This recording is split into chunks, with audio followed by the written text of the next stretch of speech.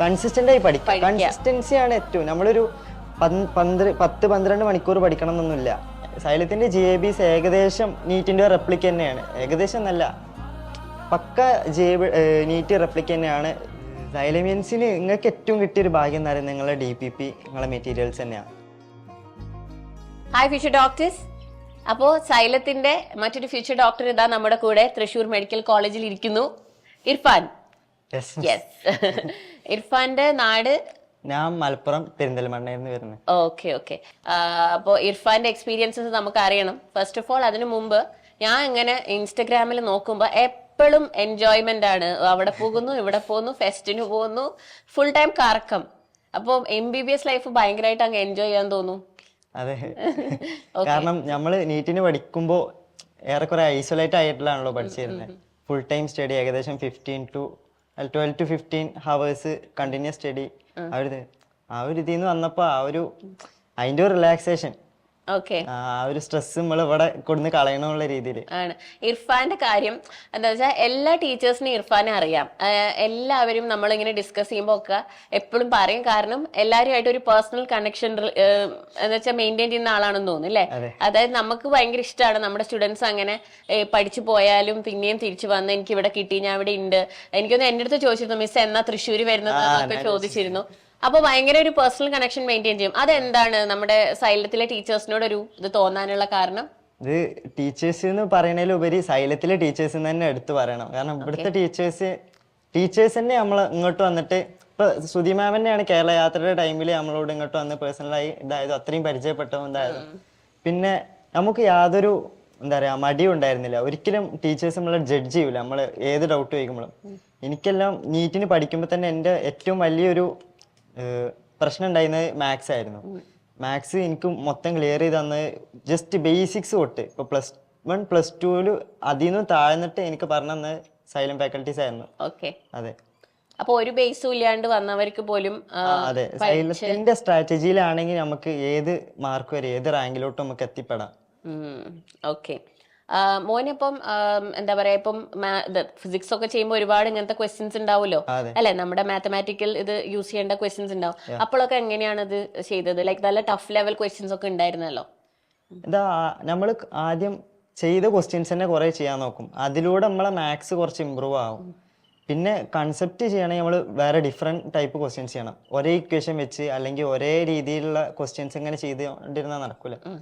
അപ്പോൾ variety questions സൈലത്തിന്റെ DPPയിൽ തന്നെ ഉണ്ട്. ഒരു ടോപ്പിക് തന്നു കഴിഞ്ഞാൽ ആ ഒരു ടോപ്പിക്കിനെ ബേസ് ചെയ്തിട്ട് ഒരു 3 ക്വസ്റ്റ്യൻസ് ഉണ്ടാവും, വെറൈറ്റി ക്വസ്റ്റ്യൻസ്. അത് ചെയ്യുമ്പോൾ തന്നെ നമ്മൾ ഏകദേശം സ്കില്ല് നമ്മൾ ഇമ്പ്രൂവ് ആവും. എക്സാമുകളൊക്കെ GIBs ഒക്കെ എഴുതായിരുന്നോ?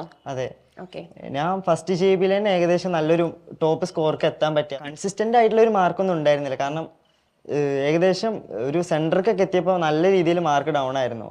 അതുകൊണ്ട് എനിക്ക് നിങ്ങളോട് പറയാനുള്ളത്, നിങ്ങളെ പലവരും GIBയിൽ മാർക്ക് ഏകദേശം ഒരു 400-300 ഒക്കെ ആണെങ്കിലും ലാസ്റ്റ് ഇന്നും ഏകദേശം 6 മന്തോളം ഉണ്ട് നമുക്ക് കയറി വരാൻ. അതാണ് അവരുടെ ഏറ്റവും വലിയ പ്രശ്നം. സ്കോർ കുറയുന്നു, കൂടുന്നില്ല എന്ന് പറഞ്ഞാൽ ഭയങ്കര ഡിമോട്ടിവേറ്റഡ് ആയിട്ട് ഇങ്ങനെ ഇരിക്കുകയാണ്. ഞാനും ഇതുപോലെ ഡിമോട്ടിവേറ്റഡ് ആയിരുന്ന ഒരാളെന്ന് പറഞ്ഞാൽ എന്റെ ഇപ്പൊ ഉള്ളവർക്ക് അറിയാം. പക്ഷെ ലാസ്റ്റ് എത്തുമ്പോൾ നമുക്ക് കയറി വരാൻ പറ്റും. കൺസിസ്റ്റന്റ് ആയി പഠിക്കുക. കൺസിസ്റ്റൻസിയാണ് ഏറ്റവും. നമ്മളൊരു 10-12 മണിക്കൂർ പഠിക്കണം എന്നൊന്നുമില്ല.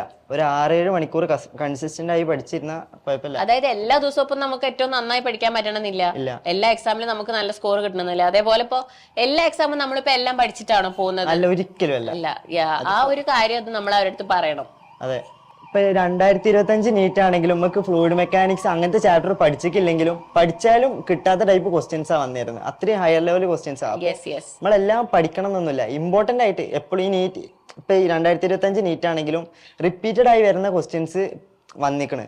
അത് നമുക്ക് പ്രീവിയസ് ഇയർ ക്വസ്റ്റ്യൻസ് ചെയ്യുമ്പോൾ മനസ്സിലാവും ഏതൊക്കെ ഏരിയന്നാണ് ഫോക്കസ്ഡ് ആയിട്ട് റിപ്പീറ്റ് ചെയ്യുന്ന ക്വസ്റ്റ്യൻസ്. അപ്പൊ ഇമ്പോർട്ടന്റ് ആയിട്ടുള്ള ടോപ്പിക്കുകൾ പഠിക്കുക ആദ്യം. എന്നിട്ട് പിന്നെ കുറച്ച് അഡ്വാൻസ് ആയിട്ടുള്ള മെക്കാനിക്സ്, ഫ്ലൂയിഡ് മെക്കാനിക്സ് പോലുള്ള ചാപ്റ്റേഴ്സ് പഠിക്കുക. ഞാൻ നിങ്ങളുടെ ഹോസ്റ്റലിൽ വന്നിരുന്നല്ലോ ബാച്ചില്. അപ്പൊ നിങ്ങൾ അവിടെ ഇരുന്ന് കുറെ എക്സാം എഴുതുന്നത് കണ്ടു. ഈ എക്സാം ഒക്കെ എഴുതി കഴിഞ്ഞിട്ട് നിങ്ങൾ എങ്ങനെയായിരുന്നു? അതിന്റെ ഡിസ്കഷൻസ് ഉണ്ടായിരുന്നോ? സൊല്യൂഷൻസ് ടീച്ചേഴ്സ് വന്ന് പറഞ്ഞു തരുമായിരുന്നോ? അതിന്റെ ഡിസ്കഷൻ എന്ന് പറയുമ്പോൾ ഞങ്ങൾ തമ്മിൽ തന്നെ ഡിസ്കഷൻ ചെയ്ത് പഠിക്കായിരുന്നു. അതന്നെ ആയിരുന്നു ഏറ്റവും. കാരണം ഞങ്ങൾക്ക് ഓർമ്മ ഉണ്ടാവും, ഞങ്ങൾ തമ്മിൽ തന്നെ ഡിസ്കഷൻ ചെയ്താ. എന്നിട്ട് അത് പോരെങ്കിൽ ഞങ്ങള് പുറത്തുനിന്ന് ഫാക്കൽറ്റി വരും, സൈലത്തുനിന്ന് ഫാക്കൽറ്റി ക്യാമ്പസിൽ നിന്ന് വരും. ഇപ്പൊ നീറ്റ് നല്ല ടഫ് പേപ്പർ ആയിരുന്നല്ലോ നിങ്ങൾക്ക് നിങ്ങൾ എഴുതിയ എക്സാം എന്ന് പറയുന്ന ഈസി എക്സാം അല്ല, അതിലാണ് നിങ്ങൾ ഇത്രയും നല്ല ഹൈ സ്കോർ വാങ്ങിച്ചിരിക്കുന്നത്. അപ്പോ സൈലത്ത് നിന്നുള്ള എന്താണ് ഏറ്റവും കൂടുതൽ മോനെ ആ പേപ്പർ ക്ലിയർ ചെയ്യാൻ ഹെൽപ്പ് ചെയ്തത്? സൈലത്തിന്റെ GABs തന്നെ. സൈലത്തിന്റെ GABs ഏകദേശം നീറ്റിന്റെ റെപ്ലിക്ക തന്നെയാണ്. ഏകദേശം നല്ല പക്ക നീറ്റ് റെപ്ലിക്ക തന്നെയാണ് GABs വരുന്നത്. കറക്റ്റ് ഓരോ ചാപ്റ്ററിനും ഓരോ ടോപ്പിക്കിനും ഇത്ര മാർക്കിന് ചോദിക്കുന്നുള്ള രീതിയിൽ അതുപോലെ തന്നെയാണ് ഇത് വരുന്നത്. അതുകൊണ്ട് തന്നെ നമുക്ക് നീറ്റ് എഴുതുന്ന പോലെ തന്നെ GAB ചെയ്ത് എഴുതുക. അപ്പൊ നീറ്റിൽ അത്രയും ടഫ് ഇത് വന്നപ്പോ നമുക്കത് ഓവർകം ചെയ്യാൻ പറ്റിയില്ലേ? നീറ്റ് എഴുതുന്ന ടൈമിൽ ഇതൊരു നീറ്റ് എഴുതുക എന്നുള്ളൊരു ഫീൽ കിട്ടിയിരുന്നില്ല. നമ്മള് നെക്സ്റ്റ് ഒരു JB എഴുതണു, ആ ഒരു ഫീലിലാണ് എഴുതിയത്. അടുത്തൊരു JB കൂടെ എഴുതുന്നു. അത്രയും എക്സാംസ് എഴുതിയിട്ടല്ലേ പോയത് അല്ലെ? അപ്പൊ it was like another GIB exam. Okay. പിന്നെ എന്താണ് ഈ ക്യാമ്പസ് ലൈഫിൽ ഇപ്പം ഏറ്റവും കൂടുതൽ എൻജോയ് ചെയ്യുന്നത്? ക്യാമ്പസ് ലൈഫിൽ നമുക്ക് എപ്പോ ആണെങ്കിലും പുറത്തു പോവാ, അതൊക്കെ തന്നെ. അതൊക്കെ എൻജോയ് ചെയ്യുന്നുണ്ട്. ഫ്രഷേഴ്സ് ഉണ്ടായിരുന്നു, പ്രീ ഫ്രഷേഴ്സ് ഉണ്ടായിരുന്നു, കോളേജിന്റെ പരമായിട്ട് കോളേജ് യൂണിയന്റെ പരമായിട്ട് കുറെ പ്രോഗ്രാംസ് ഉണ്ടായിരുന്നു. അതെല്ലാം നമ്മൾ മാക്സിമം എൻജോയ് ചെയ്തു. അപ്പോ അനാറ്റമി ഒക്കെ സ്റ്റാർട്ട് ചെയ്തു. എങ്ങനെയുണ്ട്? ഓർത്തിരിക്കാനൊക്കെ പറ്റുന്നുണ്ടോ? നമ്മളിപ്പോ അനാറ്റമി എന്ന് പറയുമ്പോ നമ്മള് NCERT പഠിച്ച പോലെ അല്ലല്ലോ. നമ്മള് റിയൽ ബോഡി വെച്ച് നമ്മൾ പഠിക്കുന്നത്. ഡൈസെക്ഷൻ നമ്മൾ ഓരോ സ്ട്രക്ചേഴ്സും തൊട്ട് കണ്ട് പിടിച്ചിട്ടാണ് നമ്മൾ പഠിക്കുന്നത്. ഇപ്പൊ ഒരു നെർവ് ആണെങ്കിലും നമ്മൾ തൊട്ടറിയണം. ഇപ്പൊ ഒരു വെയിൻ ആണെങ്കിൽ കൊളാപ്സഡ് ആയി കിടക്കുക, അതൊക്കെ നമ്മൾ പിടിച്ചറിഞ്ഞിട്ട് അത്രയും ഫീൽ ആയിട്ടാണ് പഠിക്കുന്നത്. അപ്പോൾ അതൊരു വേറെ തന്നെ എക്സ്പീരിയൻസ്, അത് വേറെ ആർക്കും കിട്ടൂല. നമുക്ക് മെഡിക്കൽ സ്റ്റുഡൻസിന് ഉള്ളൊരു ഇതാണ്. അപ്പോ എനിക്ക് ഇനി ചോദിക്കാനുള്ളത്, നമ്മുടെ ഒരുപാട് സൈലമീൻസ് അത് കാണുന്നുണ്ട്, അവരോടൊക്കെ ഇർഫാൻ എന്താ പറയാനുള്ളത്? സൈലമീൻസിന് നിങ്ങൾക്ക് ഏറ്റവും കിട്ടിയൊരു ഭാഗ്യം എന്ന് പറയുന്നത് നിങ്ങളുടെ DPP, നിങ്ങളെ മെറ്റീരിയൽസ് തന്നെയാണ്. ഈ മെറ്റീരിയൽസ് വേറെ ഇൻസ്റ്റിറ്റ്യൂട്ടിലും ഇത്രയും നന്നായിട്ട് കൊടുക്കുന്നുണ്ടാവില്ല. ഈ മെറ്റീരിയൽസ് ഈ DPP ഉള്ള അതേ ക്വസ്റ്റ്യൻസ് തന്നെ നിങ്ങൾ റിപ്പീറ്റഡ് ആയി ചെയ്യുക. ആ ടൈപ്പ് ക്വസ്റ്റ്യൻസ് തന്നെ നീറ്റിന് വരുള്ളൂ. നിങ്ങൾ പലരും കരുതും ഇതിലും ഹയർ ലെവൽ ആയിട്ടുള്ള ക്വസ്റ്റ്യൻസേ വരും. അപ്പോൾ പല മെറ്റീരിയൽസും എക്സ്ട്രാ സൈലം തരുന്ന അല്ലാത്ത മെറ്റീരിയൽസ് എല്ലാം മേടിച്ചു കൂട്ടി അതെല്ലാം ചെയ്ത് അത് ചെയ്യാൻ പറ്റാതെ സ്ട്രെസ്ഡ് ആയിരിക്കണവരും ഉണ്ടാവും. പക്ഷേ ഈ സൈലത്തിൻ്റെ മെറ്റീരിയൽസിലെ സൈലത്തിലെ ക്വസ്റ്റ്യൻസ് തന്നെ ചെയ്യാൻ മാക്സിമം അതന്നെ നീറ്റിന് വരും.